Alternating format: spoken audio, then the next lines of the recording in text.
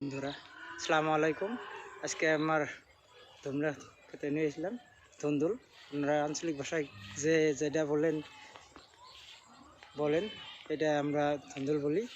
ধুন্দুল খেতে নিয়ে এসেছি আজকে।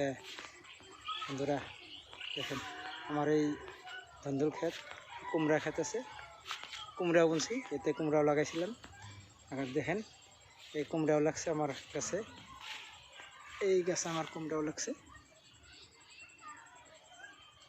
দেখেন বন্ধুরা আমার এই সবজি ক্ষেত আওয়াজ করে অল্প জায়গা করছি, 30 লাচার জায়গা করছি। দেখেন এই আমার কুমড়া লাগছে। এটা আপনার আঞ্চলিক ভাষায় বা কী বলেন বলতে পারেন, কমেন্টে জানাবেন।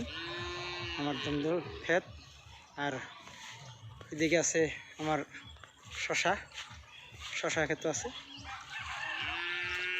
একসাথেই বুনছি শশা।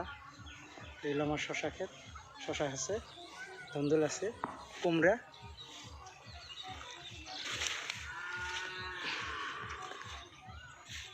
বন্ধুরা আজকে সরাসরি আমার এই ধুন্দুল খেতে তার মানে অল্প প্রবলেম হয়েছে, এই পাতগুলা লাল পড়ে গেছে। আর যেগুলো ধুন্দুল লাগে ওই ধুন্দুলটা বাঁচে না, এটা মরে যায়। কীভাবে হয়েছে আজকেও তো দোকানের থেকে, বীজ ভান্ডার থেকে ওষুধ নিয়ে আসলাম, ওষুধ নিয়ে আজকে দিলাম খেতে। আমার এই ধুন্দুলের কলিগুনে বা কুমড়ার কলিগুনে লাল হয়ে কেন মরে যায়, অভিজ্ঞতা সম্পন্ন ব্যক্তিরা আমার কমেন্টে জানাবেন বলে আশা রাখছি। আর পেজটা ভালো লাগলে পেজটা ফলো দিবেন, লাইক শেয়ার কমেন্ট দিবেন। ধন্যবাদ।